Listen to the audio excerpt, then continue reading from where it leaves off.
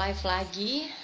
Topiknya tentang yang sudah di-post ya, langkah kuliah dengan beasiswa di luar negeri. Sebagian besar orang kepengen berpendidikan tinggi, itu nggak cuma sampai sarjana strata 1, kalau bisa sampai S2, S3 gitu kan. Tapi nggak semuanya beruntung, bukan nggak mau tapi nggak mampu gitu.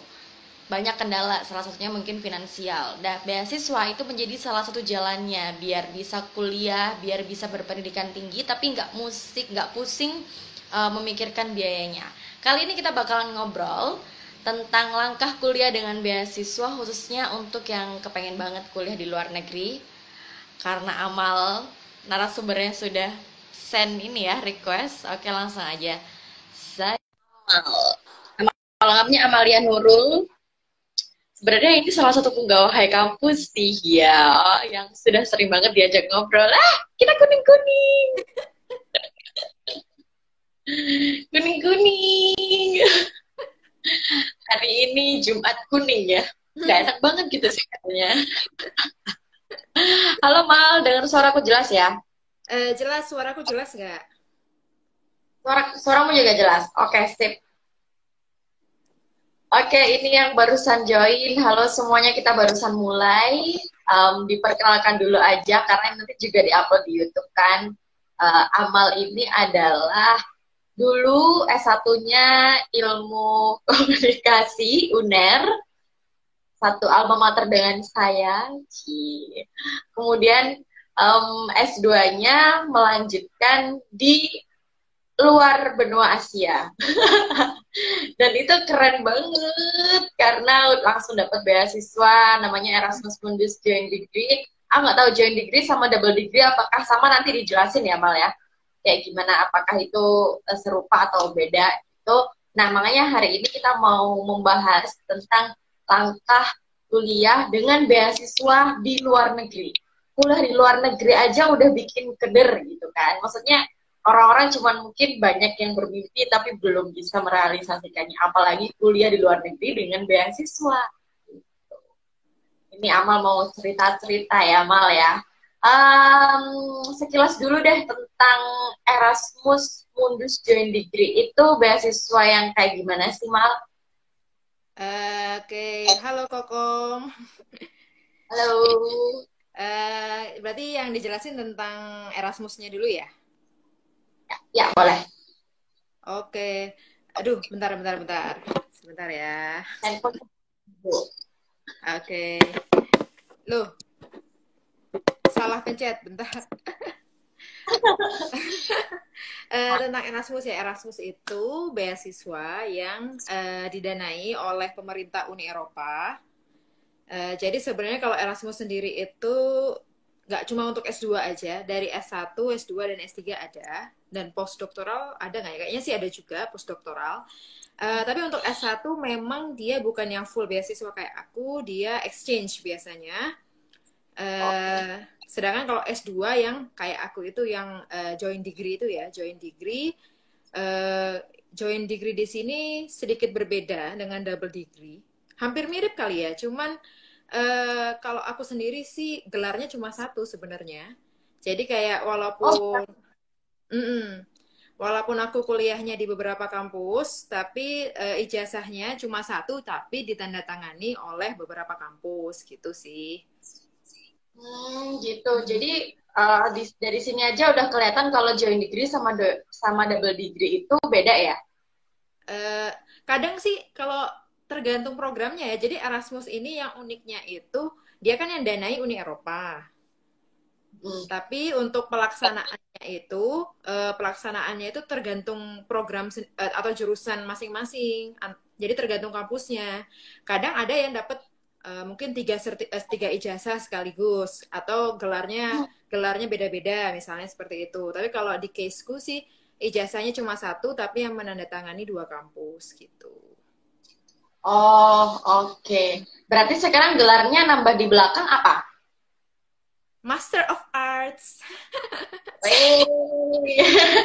Karena kemarin jurusan yang diambil itu adalah jurusan Digital uh, Digital Communication Leadership. Digital Communication Leadership ya. Hmm. Oke, kita hold dulu, nanti akan bahas itu. Apa namanya, sebelum membahas tentang jurusannya Digital Communication Leadership, kalau misalnya mendapatkan beasiswa Erasmus, itu apakah sama seperti program beasiswa pada umumnya ya, yang mengharuskan mungkin mempromosikan negara itu, atau harus stay di sana, berkontribusi di sana, atau kalau misalnya LPDP dari Indonesia kan harus banget balik ke Indonesia, atau ada persyaratan apa sih yang seperti itu, yang semacam pengabdiannya kayak gitulah. Timbal baliknya setelah kasih beasiswa kan biasanya ada timbal baliknya tuh. Kalau Erasmus tuh timbal baliknya kayak gimana? Kalau Erasmus ini sebenarnya termasuk beasiswa yang menyenangkan karena tidak ada ikatan setelah kuliah. Jadi kalau Erasmus ini setelah lulus kuliah tuh benar-benar kayak bebas, kamu mau mau stay di Eropa boleh, dan sebagian besar teman-temanku sih sebenarnya stay di Eropa. Terus mau balik ke negara boleh, mau nikah sama bule di sana boleh. Ya. Cuma memang uh, sempat sih dibilang sama koordinatorku, ya secara implisit ya, tidak secara eksplisit di kontrak disebutkan, diharapkan memang semacam menjadi ambasadornya untuk Uni Eropa seperti itu, terutama untuk beasiswa Erasmusnya sendiri, supaya orang-orang semakin tertarik untuk kuliah di Eropa. Oke. Jadi sebenarnya baik banget dong ya Uni Eropa. Pemerintah kan ini, pemerintah Uni Eropa kan yang memberikan beasiswa. Bukan dari kampusnya kan, pemerintahnya kan. Jadi memang yang ngasih ini kayak, sorry. Hah? Apa? Yang ngasih ini tuh lembaga pemerintahannya tuh kayak semacam eksekutifnya mereka ya, European Commission, Komisi Eropa. Jadi memang kesannya memang kayak baik banget sih, kok mau-maunya sih bayarin orang gitu ya. Nggak ada ikatan pula kan, nggak ada kewajiban apa-apa gitu kan. Kalaupun tadi Amal bilang diharapkan bisa menjadi brand ambassador mungkin yang untuk mempromosikan secara tidak langsung agar mereka mau kuliah di Eropa, itu pun juga nggak ada kontrol dan nggak ada kayak rules-nya harus gini-gini gitu ya. Tapi memang menurutku sih ini kayak strategi yang pinter ya dari pemerintahan mereka, karena misalnya walaupun tidak ada ikatan dinas dan lain-lain, pertama ini kan uangnya tetap muter di Eropa ya. Jadi akhirnya bagi mereka ya nggak rugi, karena kembalinya ke masyarakat mereka juga kan. Aku belanja di Eropa, aku habisin duitku ya di Eropa gitu kan.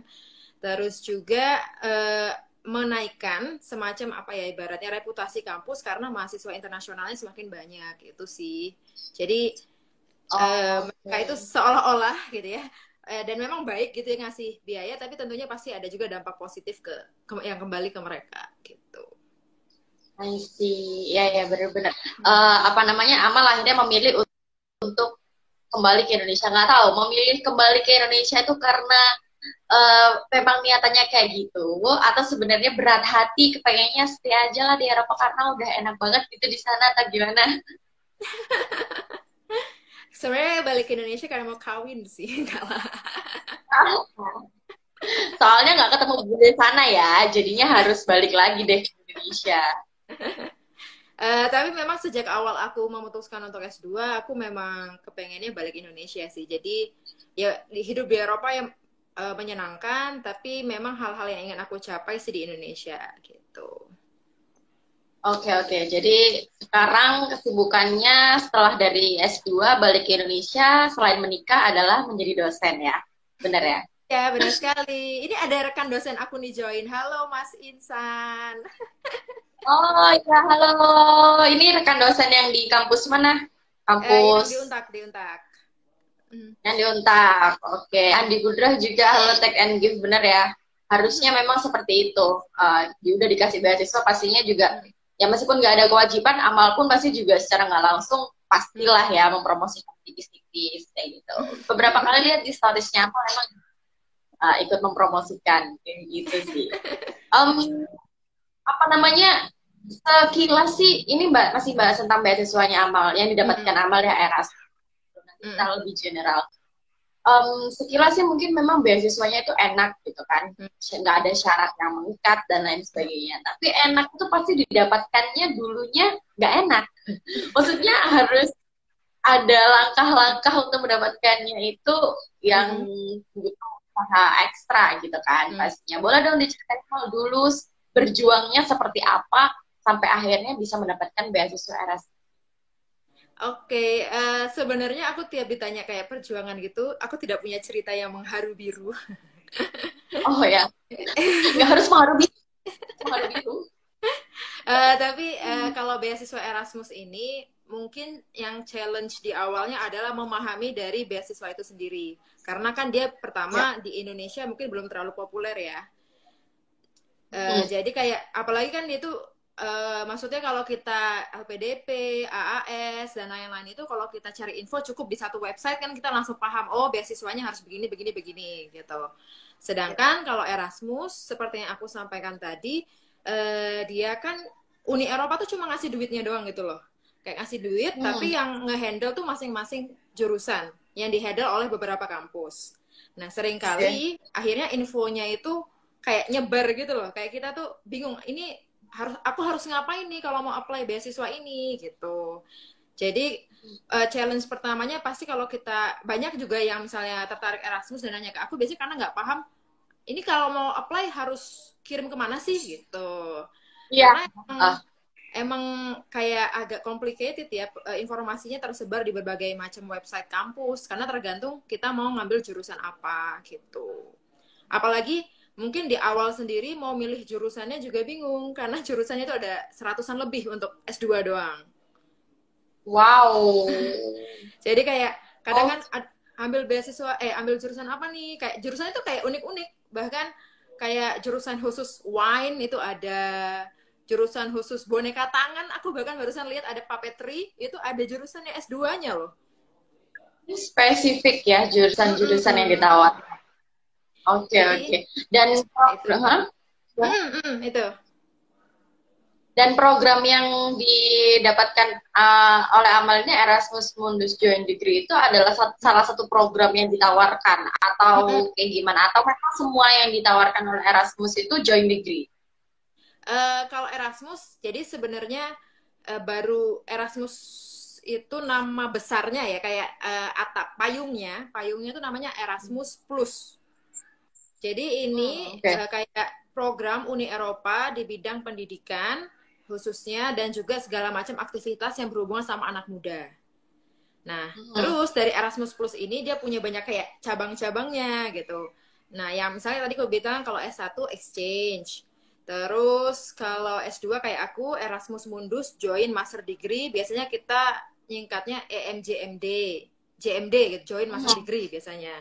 Terus Hmm. S3 ada lagi macam-macam S3 juga dan kegiatan anak muda di Eropa itu juga didanai sama si Erasmus Plus. Jadi kalau S2 sih yang join master degree, yang lain sih enggak. Oh, oke. Berarti kalau ambil apa namanya program beasiswa Erasmus bisa dipastiin sistem perkuliahannya nanti kayak yang apa namanya Amal pernah cerita ya di luar ini kalau kuliahnya itu pindah-pindah kampus Mm -mm. lebih dari satu kampus dan nanti punya ijazah yang ditandatangani juga lebih dari satu kampus gitu Mm -mm. ya. Benar. Oh, Jadi itu kayak udah pasti lah kalau ngambil Erasmus yang S2 pasti harus mau pindah-pindah kampus dan pindah negara, tapi masih di Eropa gitu. masih di Eropa. Itu sesuatu yang menyenangkan atau justru, aduh, ngapain sih pindah-pindah bikin capek dan lain sebagainya gitu, Mal. Pindah-pindah pasti ada plus minusnya ya. Jadi kalau positifnya tentunya enak karena kita bisa merasakan kultur Eropa yang beda-beda. Karena sama kayak Indo ya, Indo itu kan dari Sabang sampai Merauke kan culture-nya beda. Nah, Eropa juga sama. Eropa aku dulu di Austria sama Belgia itu culture-nya sudah berbeda orang-orangnya. Terus juga kan jadinya kayak ngerasain oh Eropa bagian sini kita bisa kayak tahu daerah situ ada apa aja sedangkan Eropa yang satunya lagi gimana jadi lebih ke kalau positifnya tentu kayak akan pengalaman sama tambah temen juga karena pindah-pindah kayak aku tuh kan akhirnya bisa kenal PPI anak perkumpulan pelajar Indonesia yang di Austria kenal yang di Belgia kenal dan juga sempat ke Aussie juga kenal gitu tapi tentu ribetnya juga ada. Ribetnya misalnya Ya, balik packing Hmm. unpacking unpacking gitu kan.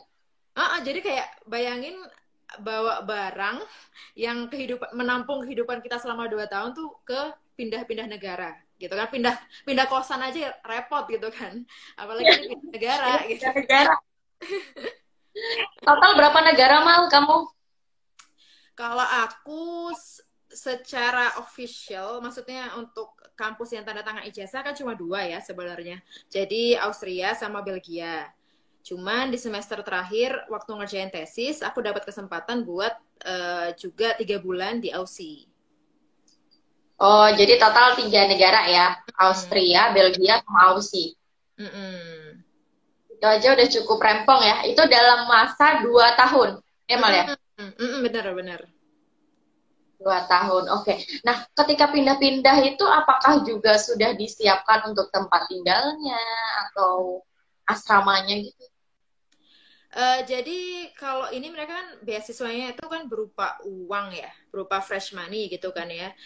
Yang mana kita sendiri yang harus manage gitu uangnya. Pokoknya sebulan aku kasih 1.000 euro harus cukup buat asrama, makan dan lain-lain. Jadi kayak untuk tempat tinggal ya nyari sendiri, dan itu juga challenge-nya sih, kayak kita pindah negara Oke. nyari tempat tinggal, kita belum pernah ke sana tapi kita nyampe sana udah harus punya tempat tinggal karena ngurus visa kan butuh tempat tinggal ya. Gitu. Mm-mm.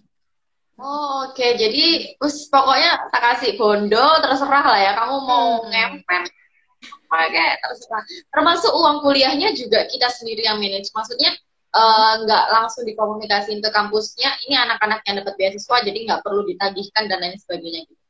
Oh, kalau uang kuliah sih kayaknya sih tergantung jurusan yang diambil ya. Tapi kalau untuk jurusanku, itu benar-benar uang kuliah aku nggak urus sama sekali. Dan makanya aku tuh sebenarnya nggak ngerasain kayak administrasi kampus tuh gimana. Pokoknya ujuk-ujuk pindah negara udah langsung ke daftar aja gitu. Oh, untungnya kayak gitu ya. Jadi Iya, kerepotannya cuma satu. iya untungnya sih itu sih. Jadi kayak bahkan aku nggak tahu SPP ku tuh dulu tuh berapa tuh aku nggak tahu. Taunya pokoknya dapat transferan aja tiap bulan ya. Iya benar sekali dan tidak pernah terlambat. Jangan pernah terlambat, tapi nggak pernah terlambat kan memang. Nggak pernah, soalnya bahkan dulu tuh kayak sehari telat doang teman-temanku tuh langsung kayak kalang kabut gitu loh. Oke, Gitu. oke, oke.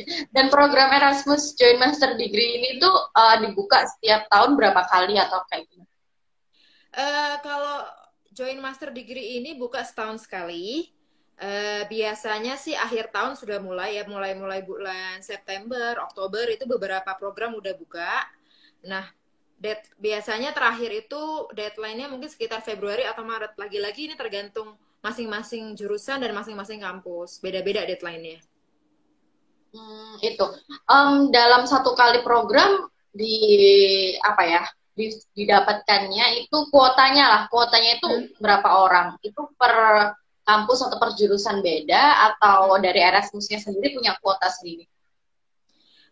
Jadinya ini tergantung jurusan. Per jurusan dia nentuin kuota beasiswanya berapa, karena kan dia tergantung mereka memanage uang dari Uni Eropanya gimana gitu kan.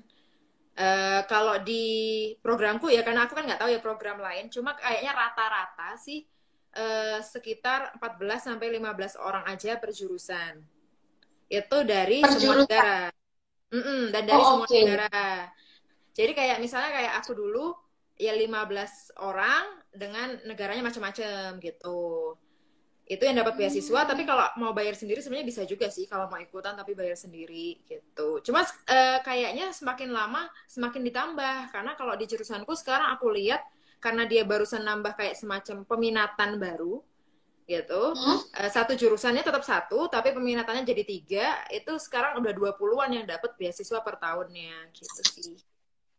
Wow, dan itu langsung dipastiin satu kelas ya? Iya, pasti kalau yang satu jurusan pasti satu kelas. Oh, oke, ya, ya, ya, ya. Sedikit aja mungkin syarat-syaratnya kalau misalnya mau mendaftar Hmm. beasiswa Erasmus Mundus Joint Master Degree itu kayak gimana sih, Mel? Atau beasiswa Erasmus pada umumnya lah ya, mungkin Hmm. sama juga kalau S1. Oke. Oh ya, tadi sebelumnya mau nambahin soal kuota dulu ya, Kom. Kuota itu kan aku bilang tadi sekitar ya anggaplah 15 sampai 20 per jurusan per tahun per angkatan ya. Tapi ada tapinya juga nih. Itu kan dari banyak negara nih, 20 orang nih. Per Hmm. negara maksimal itu perwakilannya cuma 2. Jadi kayak orang Indo per angkatan cuma boleh 2 orang di satu jurusan. Oh, jadi nggak mungkin misalnya 15 orang itu didominasi Indonesia semua gitu, nggak mungkin ya, karena per Oke. negara maksimal dua. Mm-mm. Karena kayaknya mereka kan pengennya juga balance kan, biar ada perwakilan dari masing-masing negara gitu. Terus, oh ya soal persyaratan ya. Wait, Mal, itu temenmu kah? M. Dashar Khan, Assalamualaikum from India. Aku nggak kenal sih. Oh, kirain temen Erasmus dari India gitu. Nah, temanku yang dari India namanya bukan ini, jangan-jangan followers High Campus. Oh, mungkin ya. Waalaikumsalam warahmatullahi wabarakatuh. From Indonesia. Waalaikumsalam. Lanjut, Mal. Soal persyaratan ya tadi ya. Syarat. Kalau soal persyaratan lagi-lagi nggak bisa digeneralisir karena kan beda jurusan, beda syarat. Cuma kalau secara umum ya, secara umum pastinya CV. CV-nya itu biasanya ngikut formatnya Eropa, namanya Europass. Jadi ada template-nya kalau di Itu ada di kayak di website-nya gitu ada ya formatnya ya. Jadi ada template-nya, kita tinggal isi. Terus juga motivation letter. Jadi kayak kenapa sih kamu ngambil lanjut S2 dan segala macam alasan yang untuk menunjukkan apa ya, ketertarikanmu ke bidang ini seperti apa. Terus juga surat rekomendasi, apalagi ya? Ya administrasi semacam Rekomendasi dari rekomendasi itu biasanya minimal 2. Itu kalau aku sendiri sih dulu yang satu dari dosen S1, satu lagi dari bos waktu aku kerja sebelum kuliah S2. Jadi kayak supaya balance oh, gitu antara akademik sama non akademikku gitu. oke. Dan juga Lalu kalau administrasi ya apa scan ijazah, scan paspor, apa kayak surat domisili. Jadi karena untuk memastikan kalau kamu memang sekarang posisi di Indo, karena uang beasiswanya itu ngikut negara asal jumlahnya untuk uang travelnya gitu. kayak gimana maksudnya? Kayak gimana tuh? Coba dikasih case. Mm-mm. Jadi gini, kan oh ya tadi belum disebutin ya, soalnya kalau Erasmus itu yang dibiayai itu kan uang kampus full gratis. Hmm, Terus juga uang bulanan itu 1.000 euro. oke. Terus juga uang perjalanan dari negara asal ke Eropa dan nanti ketika pindah-pindah negara di Eropa. Itu Oke. paling banyak itu 3.000 euro per tahun. Kalau Jadi kurang nambah sendiri. iya, jadi dijatah 3.000 per tahun, berarti kalau 2 tahun kan 6.000. Nah, uang Hmm. perjalanan ini tergantung kamu asalnya dari negara mana. Jadi kalau semakin jauh kamu dari Eropa, ya itu dapatnya 3.000. Kayak Indonesia itu udah maksimal dapat 3.000. Oh, gitu.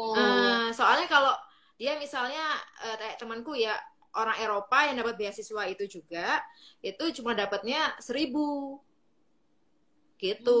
Hmm. Atau orang Soalnya Turki, Turki kan dekat dari Eropa itu kayak cuma dapat 2.000 gitu. Gitu sih. hmm, apa nih? Alhamdulillah, I've met so many people from Indonesia during my visit. People from Indonesia are so kind-hearted, Masya Allah, so helpful. Thank you. Thank Masya you. Allah, Indian people also nice. like us. Oke. Jadi apa namanya disesuaikan dengan jarak juga ya. Tapi ada maksimumnya. Maksimumnya Mm, 3.000 euro tadi mm-mm. ya. Karena Indo Kalau jauh, misalnya dapat maksimum. oke. Kalau misalnya kurang ya udah tambah sendiri gitu kan. Tapi nggak kurang sih, lebih-lebih kok. Asalkan nggak naik Oh lebih kelas ya. percaya sih. Jadi itu tadi yang didapatkan selain beasiswa full nggak bayar selama kuliah, terus habis itu dapat duit bulanan juga kurang lebih 1.000 euro. Terus Mm-mm. habis itu dapat uang perjalanan dari negara asal ke Eropa, terus habis itu Mm-mm. pindah-pindah negaranya juga dapat ya. Itu dikelola sendiri. Iya, jadi memang benar-benar mandiri banget sih harus ngelola uangnya gitu. Oke. Ini ada yang nanya dari Ed Niki TBT. Ini Mimiki ini sisi sikili. Hai Kak Amal dan hai kampus, terima kasih sudah membuat sharing session ini. Aku pernah DM Kak Amal waktu itu nanya soal di DM Erasmus ini, tertarik banget buat apply. Wah Mal, kamu pernah di DM apa Mal? Iya, aku lupa tapi Lupa semoga ya? bales ya. Soalnya aku kadang suka lupa bales DM, maaf. Nah, mungkin pertanyaannya diulangin lagi aja di sini ya, jadi biar bisa dijawab dan bisa di-share untuk semuanya gitu. Oke, oke. Ini tertarik buat join beasiswa Erasmus. Sebenarnya kalau dari Amal sendiri kan pasti sebelumnya sudah pernah apply-apply beasiswa yang lain ya, dan mungkin belum beruntung akhirnya nyemplungnya di Erasmus. Yang membuat sekilas itu selama perjalanan Amalnya nyari beasiswa S2, atau mungkin bisa juga di-compare dengan S1. Apa sih yang membuat beasiswa Erasmus ini tuh menarik dan memang layak untuk diburu gitu? Oke. Sebenarnya untuk beasiswa S2 waktu itu kan akhir 2015 ya aku tertarik untuk S2 di luar negeri. Kebetulan yang pertama aku coba Erasmus dan langsung dapet gitu kan. Jadi aku nggak terlalu Oh banyak ya, nggak perlu cari adaptasi. yang lain.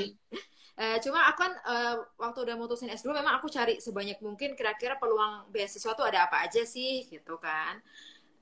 Yang menarik dari Erasmus tentunya yaitu ya tidak ada ikatan dinas, benar-benar full, semua full didanai gitu kan. Jadi kayak dari awal sampai akhir itu aku ya gak keluar uang gitu kan.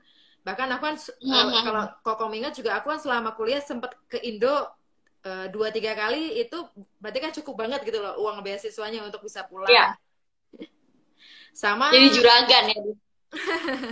sama ya ini sih ya itu kan kesempatan kuliah di lebih dari satu kampus dan jurusannya itu menurutku kalau Erasmus tuh bedanya spesifik banget gitu. Sedangkan Oke, kalau oke. kita kuliah di kampus biasa kadang kan nggak kadang masih agak general misalnya jurusannya gitu. Oke, oke, oke. Jadi itu alasannya ya, kenapa, apa namanya, Mm-mm. kenapa layak diburu lah si Erasmus Mundus ini. Sorry. Jadi itu alasannya kenapa Erasmus Mundus itu lagi diburu.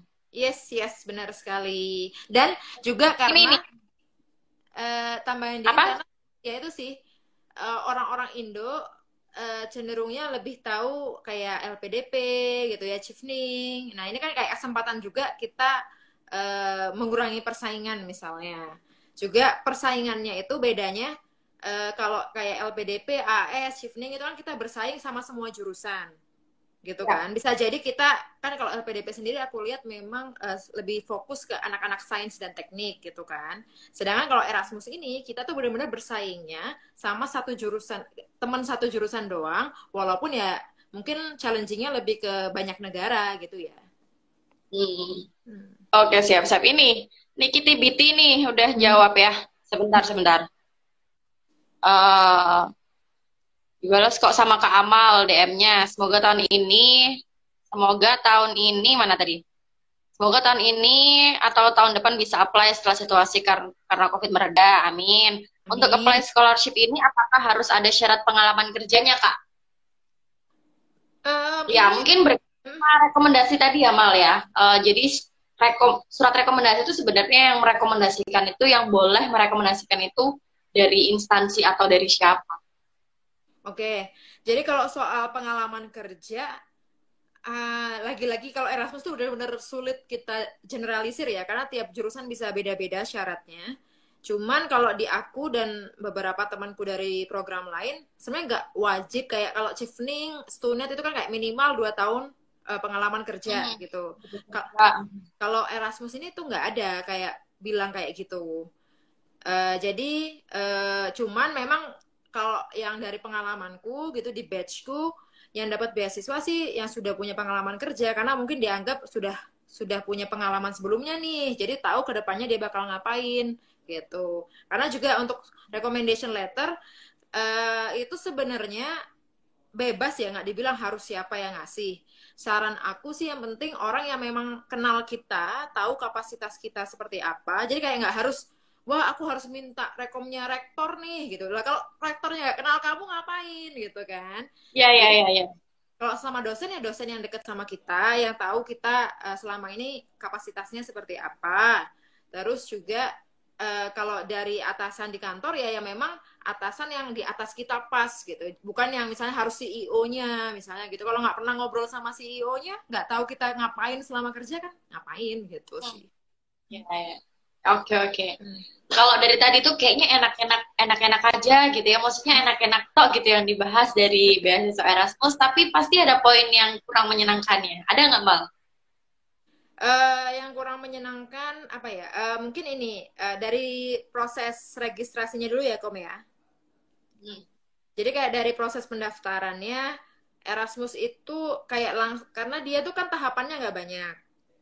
Jadi kayak langsung kita ribet banget di awal gitu. Untuk nyiapin Oke. dokumennya itu langsung banyak dan biasanya orang-orang sudah agak terdiscourage-nya di awal karena ih kok aku butuh banyak banget sih nyiapin dokumen gitu.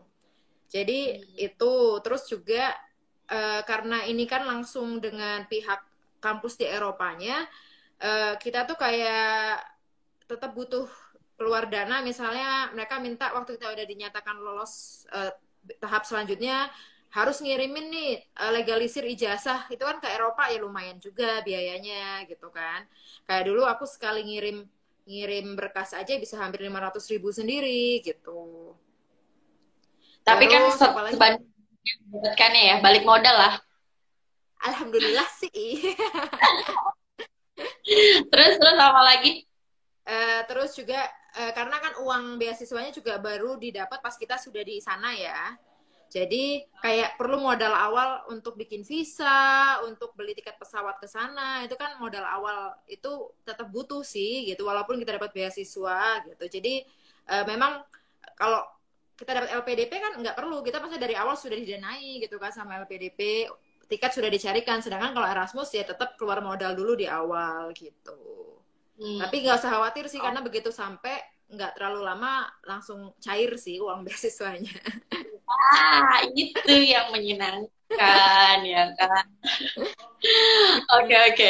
Tadi sempat sih saya nyentil dikit kan sebelum dapat beasiswa Erasmus ini, apakah Hamal juga udah mencoba apply beasiswa lain, dan jawabannya ternyata alhamdulillah ini adalah applyan pertama dan langsung goal gitu ya, langsung tembus ya Mal ya.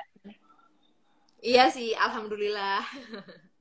Alhamdulillahnya seperti itu. Nah, tapi nggak apa-apa deh. Mungkin selama mempersiapkan apa namanya beasiswa itu, baik yang S2 ini ataupun mungkin waktu S1, karena S1 Amal juga sempat dapat beasiswa kan meskipun nggak fully funded ya. Mm-mm.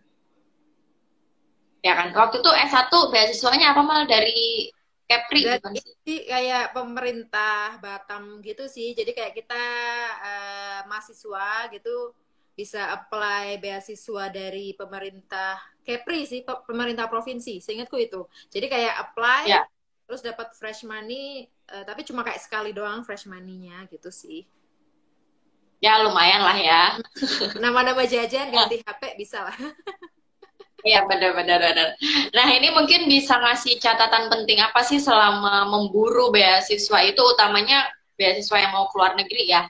Apa aja sih hal-hal yang perlu diperhatikan biar kita nggak sampai, yang pertama mungkin nggak sampai kena penipuan. Karena mungkin banyak sekali yang mengatasnamakan organisasi ini itu, terus akhirnya malah nggak bejo, malah ketipu gitu ya, malah bejut gitu kan. Terus mungkin dua, biar mulus-mulus aja, lancar-lancar aja jalannya sampai akhirnya keterima dan lain sebagainya gitu. Catatan apa yang perlu di-highlight dan perlu diperhatikan gitu? Oke, ini pertanyaan yang bagus banget. Dan pertanyaan yang sering ditanya. Jadi menurutku kunci pertamanya kalau kita mau apalagi apply beasiswa adalah membaca. Itu tuh. Jadi kayak bacalah informasinya sebanyak mungkin, karena kadang-kadang ada tuh yang aduh pengen apply Erasmus tapi sama sekali nggak pernah baca sebenarnya persyaratan Erasmus gimana, apa program Erasmus tuh ada apa aja. Akhirnya kan ya itu gimana kamu bisa apply kalau belum baca dulu gitu sih. Jadi Ya. aku tuh selalu kayak ngasih sarannya pasti baca aja dulu semua informasi sebanyak mungkin kamu kumpulin. Bahkan nggak cuma dari website resminya aja. Dulu aku tuh kayak pas nyari beasiswa tuh aku sampai kayak suka blog walking ya, liatin blog orang yang sudah dapat beasiswa tuh mereka tuh ceritanya apa aja sih pengalamannya gitu. Jadi kayak memang kuncinya di membaca info. Sekarang apalagi era internet, aduh udah lah informasi tuh di mana-mana gitu kan. Udah nggak ada alasan, aduh aku udah coba cari tapi nggak ketemu. Aduh itu berarti belum pinter nih googlingnya nih. Ya, benar-benar. Kurang lincah gitu ya, Nah, stalkingnya. sama kalau dari aku sih, aku selalu percaya itu butuh restu orang tua sih ya. Jadi di awal kalau memang kita udah ada sesuatu yang ingin kita kerjakan, udah disampaikan ke orang tua, minta restu mereka. Karena aku sendiri ngerasa kayaknya yang lebih kenceng doanya itu dari orang tua aku dibanding doa aku sendiri. Jadi kayak Iya, jadi kayak emang jangan sampai kalian pengen keluar negeri tapi sebenarnya ditolak sama orang tua takut, itu biasanya akhirnya memang nggak emang apa ya, menghambat lah ya, menghambat proses kita dalam pencarian beasiswa kalau orang tua sendiri udah nggak approve gitu sih. gitu. Jadi berdoa baca informasi terus kasih tahu orang tua dan minta restu mereka, boleh nggak kalau misalnya aku mau apply beasiswa ini atau apa gitu. Karena percayalah doa orang tua itu, apalagi doa ibu gitu ya, itu yang paling cepet lah nyampenya gitu kan, dibanding mungkin doa kita sendiri gitu sih. Nah, itu sebenarnya simple banget ya yang perlu di-highlight ya. Iya, jadi baca dan berdoa lewat doa orang tua. Iya, benar-benar. Tapi mungkin masih banyak yang kayak gak telaten gitu ya. Utamanya gak telaten baca, akhirnya ya udahlah ribet ah gitu. Toh belum dijalankan gitu kan, maksudnya belum dicoba, tapi dari bacanya karena terkesan banyak sekali syarat-syaratnya, akhirnya mikirnya ribet ah, gak jadi kayak gitu ya. Mungkin ini juga yang menjadi salah satu faktor apa namanya, kegagalan terbanyak gitu ya Mal ya. Mereka-mereka yang memburu beasiswa apalagi ke luar negeri, gagalnya itu mungkin di tahap ini ya. Jadi pertama baca itu kan pertama untuk dapat info. Jangan kemudian udah tahu misalnya harus recommendation letter harus 2, tapi nekat ada 1 aja, itu kemungkinan besar akan gagalnya di situ karena ngerasa menyepelekan syarat yang sudah ditentukan, sudah disampaikan di websitenya, tapi kita kelewat bacanya atau sengaja menyepelekan misalnya. Gitu. Jadi benar-benar syaratnya apa ya udah dipenuhin banget-banget gitu ya. Jangan disepelekan, jangan dinego sendiri, diputusin sendiri gitu ya. Dan karena aku sendiri kalau dari pengalamanku ya, memang si Erasmus ini kan beasiswa yang aku coba pertama dan alhamdulillahnya dapet. Tapi aku sendiri memang waktu itu kenapa sih yang pertama kali di-apply Erasmus misalnya kan? Karena aku merasa diriku siap dengan berbagai persyaratan itu baru ketika awal tahun 2016, dan itu yang lagi buka kebetulan aja Erasmus gitu. Karena ketika baru lulus S1 aku nggak langsung nyoba-nyoba apply karena ngerasa aku belum siap nih dari segi persyaratan dokumen misalnya, aku belum siap. Kayak jangan maksa pengen langsung cepet-cepetan apply padahal dari kesiapan dirinya belum maksimal misalnya gitu sih. Iya ya, jadi benar-benar harus dipersiapkan. Oh sorry tadi sempat ke skip Mal, sudah membahas kayak apa ya, sertifikasi bahasa asing, TOEFL, TOEIC, apa itu juga perlu di ini ya, menjadi salah satu syaratnya juga ya.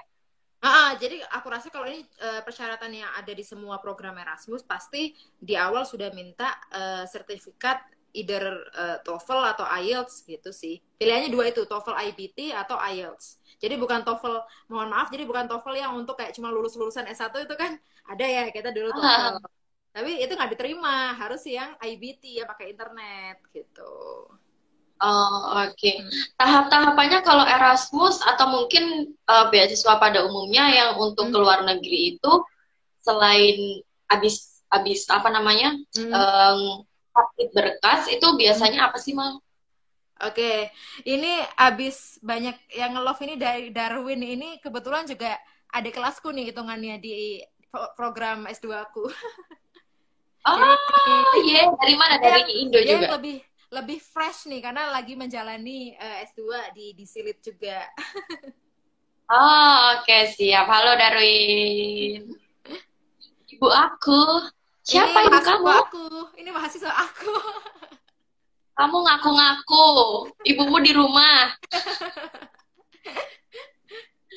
Oke, oke, oke. Tadi soal tahapan Gimana, ya. gimana? Hmm. Soal tahapan, kalau Erasmus itu tahapannya nggak terlalu ribet, jadi kayak nggak terlalu banyak. Langsung kirim berkas ya pasti ya. Kita kan habis baca informasi, kita kirim berkas sesuai yang diminta. Lalu mereka biasanya akan mensortir dari sekian banyak nih yang apply, disortir. Ada tahapan wawancara. Jadi wawancaranya, tapi sebenarnya kalau Erasmus ini wawancara itu justru bukan maksudnya bukan fokus utama. Jadi kayak bener-bener berkasmu itu yang dinilai banget gitu. Makanya jangan kemudian berkasnya tuh dikirim asal-asalan. Pokoknya udahlah kirim aja gitu. Karena itu penilaian utamanya gitu sih. Jadi setelah wawancara, yang Oke. wawancara langsung dari pihak kampus sana. Bahkan setauku ada beberapa program Erasmus yang nggak pakai wawancara sama sekali. Jadi kayak bener-bener based on documents only gitu. Jadi kayak berkasmu gimana itu penentu kamu keterima atau enggak. Kalau di programku sih ada wawancara tapi lebih kayak sifatnya konfirmasi aja sebenarnya yang kamu kirim ini beneran atau enggak gitu sih. Sama menanyakan lebih lanjut tentang dirimu gitu. Setelah wawancara udah deh langsung dapat surat keterima. Ya, wawancaranya juga conference kayak gini ya, video call gitu ya. Karena kan Iya, jauh. bener. Dulu aku pakai Skype. Oh, pakai Skype. Belum belum booming Zoom. Ya, belum, belum. Iya, iya, iya, oke. Ini mungkin bisa kasih apa ya, semacam pengalamanmu mal Hmm, ketika akhirnya kita memutuskan untuk hmm, ya udah apply beasiswa gitu kan. hmm, Selain kita juga perlu memperhatikan hmm, siapa instansi yang memberi beasiswa ke kita kan juga perlu mempertimbangkan banget jurusan dan kampus mana yang akan kita tuju hmm, gitu hmm, kan. hmm, Jadi bukan cuma tergiur beasiswanya aja, tapi kampusnya sama jurusannya ecek-ecek sama aja dong gitu kan. Kita hmm, berarti cuma gratisannya aja gitu. hmm, Nah, kalau menurutmu sebelum kita menentukan jurusan dan kampus hmm, S2, apalagi di luar negeri, itu hmm. apa aja sih yang perlu dipertimbangkan? Oke, aku jawab, tapi bentar ya, aku charge dulu HP-nya, kayaknya udah mau habis baterainya. Oh, Sebentar, sebentar, oke. sebentar. Oke, siap. Nyapa dulu ini yang masih bertahan join. Ada Hesti dan juga Dorivo Auna. Ada Wardah Konia juga. Halo. Kita masih bahas-bahas tentang kuliah di luar negeri ya. Langkah mendapatkan beasiswa untuk kuliah di luar negeri. Udah panjang sih ini jawabannya. Obrolannya maksudnya udah panjang. Nanti diupload juga di YouTube. Oke, ready lagi, Mang? Oke, tadi Nah, kayaknya siap. soal ini ya, saat pertimbangan memilih jurusan sama kampus, bukan? Benar-benar. Kalau Apalagi jurusan di kayak, luar negeri. kalau jurusan pastinya kalau bisa sih sebisa mungkin linear sama S1 ya. Kecuali memang niatannya S1 ku ini tapi sebenarnya peminatanku di bidang lain itu juga bisa. Cuma memang kadang challenging nggak semua jurusan terbuka untuk non linear gitu. Jadi kalau jurusan tentunya cari yang linear, apalagi kalau S2 itu kan memang lebih fokus lagi tuh ilmunya. Jadi kayak kita S1 ilmu komunikasi kan general. Sedangkan kalau aku S2 benar-benar langsung fokus di komunikasi bidang digitalnya, digital communication gitu. Jadi benar-benar pertimbangannya ya kayak kamu suka nggak sih bidang itu gitu. Dan kira-kira nanti goal jangka panjangmu sejalan nggak dengan jurusan yang ingin kamu ambil ini gitu.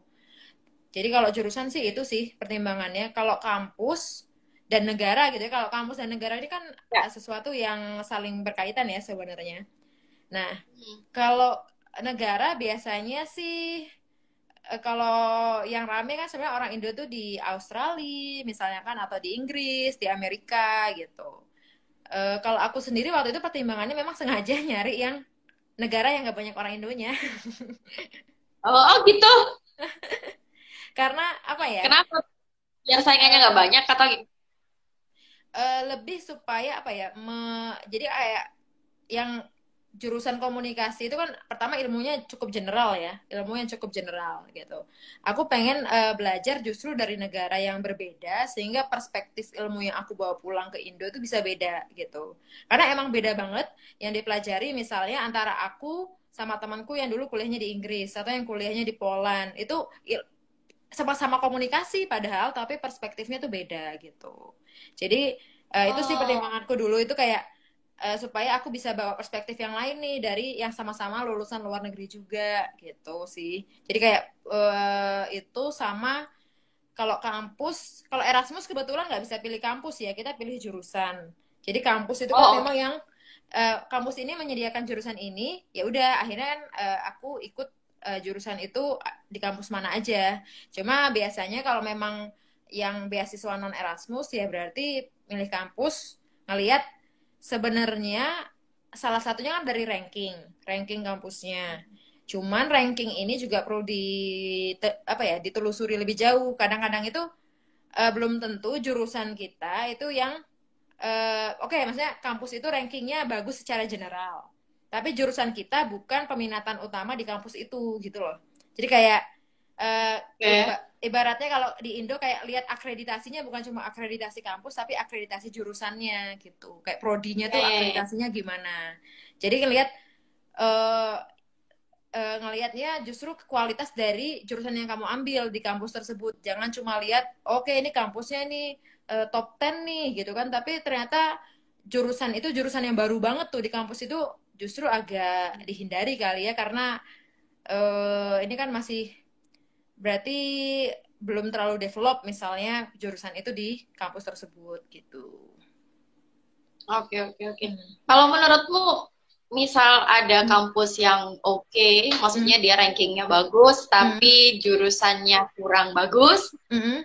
atau kampus yang rankingnya biasa aja, tapi ranking jurusannya itu bagus, maksudnya Hmm. akreditasi jurusannya bagus, Hmm. menurutmu lebih mending diambil yang mana?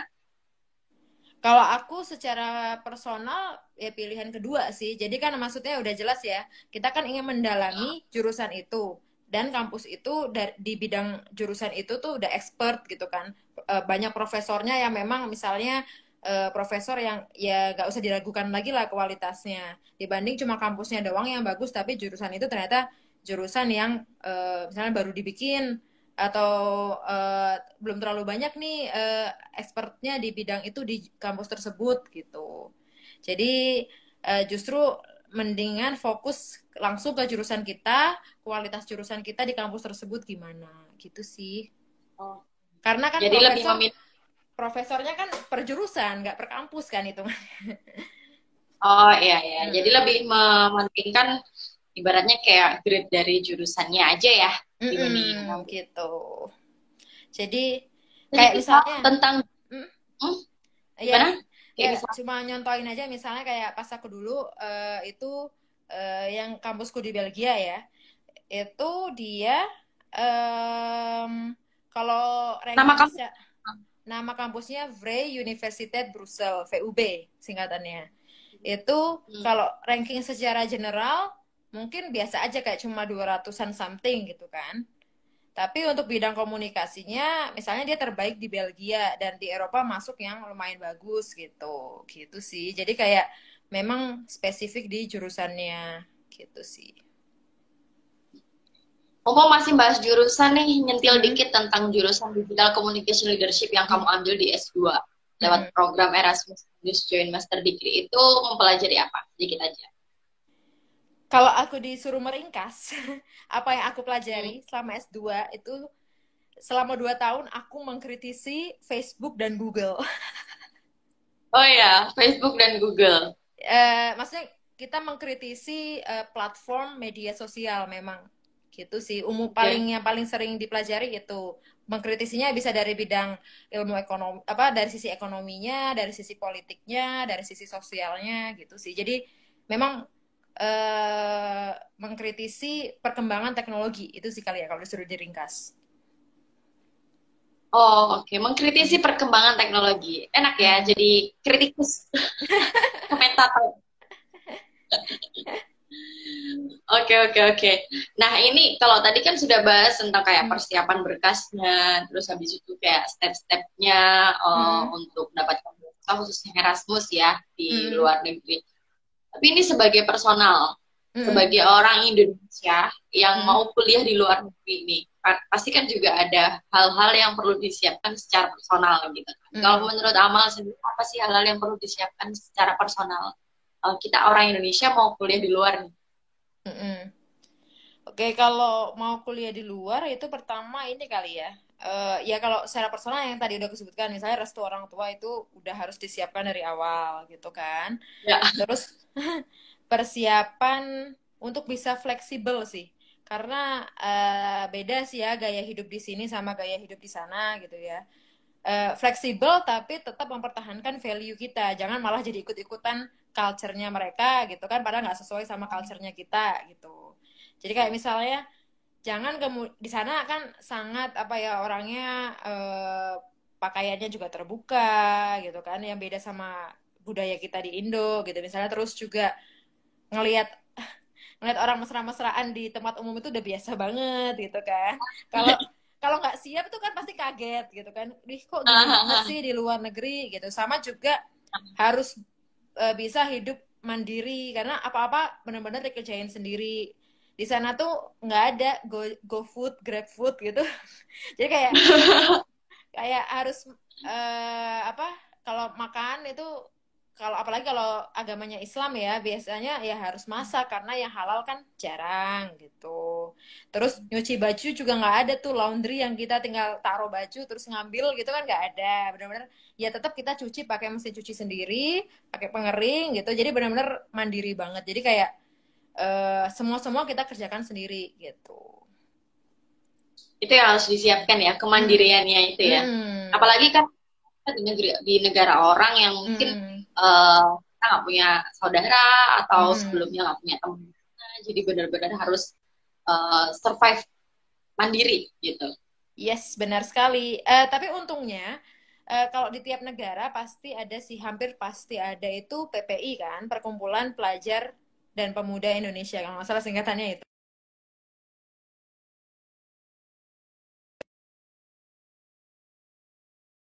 Kita tinggal jauh dari Indonesia gitu. Ada Tadi soalnya PPI, sama trik ada PPI. kayaknya. Mm-mm.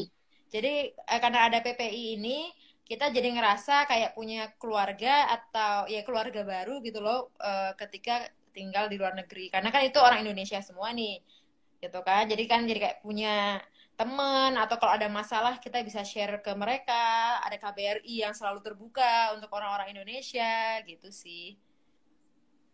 PPI tadi apa? Persatuan Persatuan apa perkumpulan ya? Itulah ya. Pelajar dan Pelajar. Pemuda Indonesia kalau nggak salah itu singkatannya. Oh, oke, oke, oke. Hmm. Ya, siap-siap. Ada mereka yang apa namanya bisa membantu kita lah ya untuk Hmm. adaptasi. Tapi Benar. kalau ngomongin soal adaptasi, terbilang sulit nggak adaptasi di luar negeri, khususnya kamu di Eropa? Kalau bicara adaptasi, kan kulturnya negara barat ya kayak Eropa itu kan kultur individualis itu tadi ya, semua dikerjakan sendiri. Nah kebetulan aku sih emang dari sananya emang suka ngapa-ngapain sendiri, jadi nggak terlalu sulit untuk itu, untuk melakukan semuanya sendiri. Paling ya adaptasinya misalnya ya dari segi cuaca gitu kan. Pas awal-awal banget itu aku ngerasain kayak kulitku kering karena kan di sana emang udaranya beda sama di Indo, bukan negara tropis. Jadi kayak harus gonta-ganti krim nih, harus nyoba-nyoba krim mana nih yang cocok nih biar kulitku nggak Ya, kering. ya. Apalagi di sana 4 musim kan. Itu 4 musim itu bisa ganti-ganti tuh apa namanya skincare-nya. Oh, oke, oke, oke. Ya, ya, ya. Karena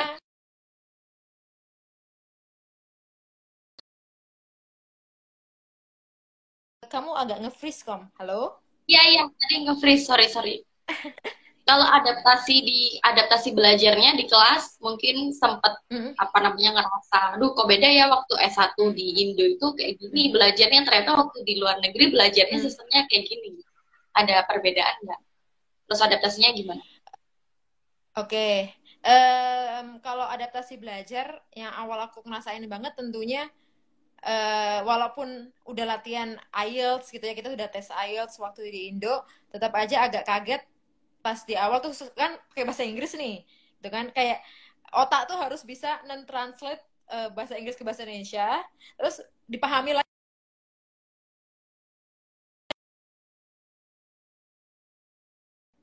Halo.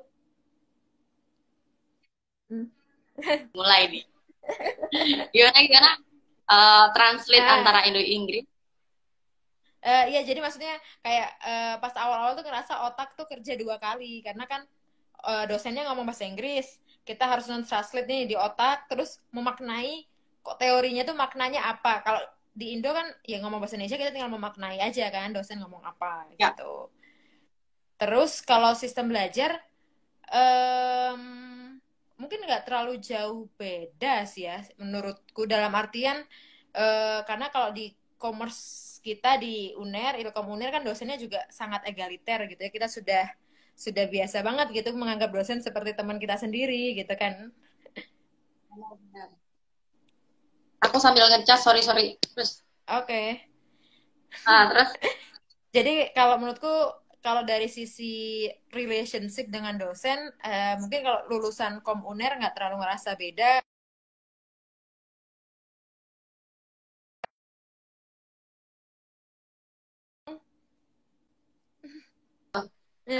masih dengar suara. Emang agak nge-freeze tadi. Kalau relationship sama dosen, sorry. Ya kalau relationship sama dosen nggak masalah, maksudnya nggak terlalu beda lah ya menurutku. Tapi memang dosen di luar negeri itu kan bahkan nggak mau dipanggil pakai Pak atau Bu atau Prof gitu ya, walaupun dia udah Prof dia dipanggil pakai nama gitu. Kadang kita sebagai orang Indo kayak, aduh sopan nggak sih aku manggil dosenku Ya, sendiri pakai ya. nama gitu kan.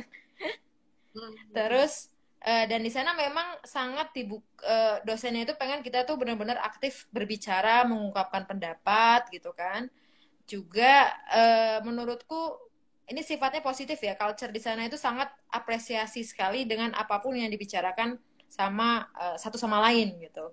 Jadi kayak dosen itu dengerin mahasiswa tuh bener-bener kayak karena kayak kita tuh ngoceh receh gitu ya, kita ngoceh nggak penting gitu, pas menyampaikan pendapat tuh kayak dosennya tuh excited banget kayak, oh iya itu pendapat yang sangat menarik nih, gini gitu.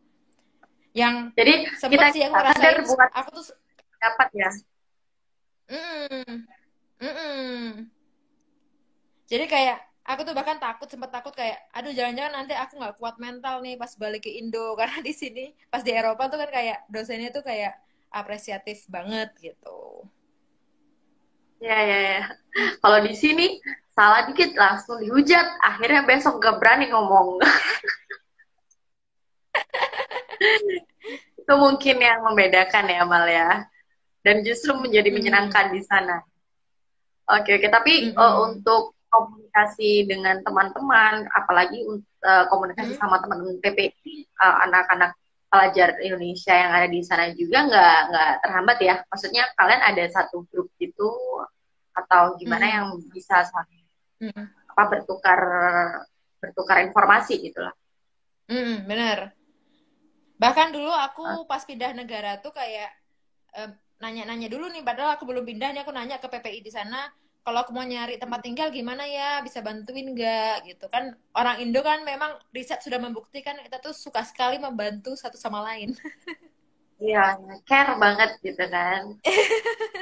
Care dan kepo. Care dan kepo. Wow, 23 detik lagi kita harus mengakhiri obrolan, Mal. Aku udah Oke. di remind karena udah hampir 1 jam. Oh. Oke, terpaksa kita harus pindah ke Zoom. Tampilannya berbeda karena di live IG itu ada limitnya cuma sampai 60 menit atau 1 jam. Dan kita udah ngobrol 1 jam lamanya. Gak enak rasanya kalau nggak closing ya, Mal ya. Sebelum closing mungkin Yes. tips dulu untuk teman-teman yang mau melanjutkan kuliah di luar negeri dan itu apa namanya kepengen kuliahnya itu dibiayai alias mendapatkan beasiswa, tips dari kamu seperti apa? Oke, kalau bicara tips sebenarnya udah sempat disebutin juga tadi. Jadi kuncinya adalah membaca. Baca sebanyak-banyaknya. karena beasiswa untuk kuliah di luar itu banyak banget pilihannya yang nggak populer, apalagi yang kita mungkin taunya ya Erasmus itu termasuk yang lumayan banyak yang tahu walaupun tidak sebanyak kayak LPDP, AAS, Chevening, Fulbright, tapi bahkan per kampus juga ngasih beasiswa, jadi benar-benar banyaklah kesempatan. Jadi asalkan kita baca aja, browsing di internet, bisa nemu banyak sekali kesempatan untuk kuliah di luar dengan beasiswa. Oke, pokoknya nggak bosen buat membaca dan mungkin juga nggak males buat nanya ya ke yang sudah pernah dan lain sebagainya kayak gitu. Karena referensi kan bisa dari mana aja, dari baca, dari tanya-tanya dan lain sebagainya kayak gitu. Oke, benar deh, sekali. Thank you banget ya Mal udah sharing. Iya, Di tengah-tengah. Terima kasih.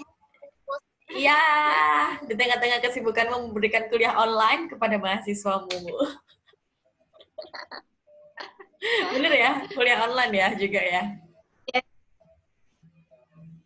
Oke, sip. Thank you ya Amal ya. Kapan-kapan kita sharing lagi. Dan terima kasih juga yang udah join obrolannya. Dah, Assalamualaikum. Waalaikumsalam.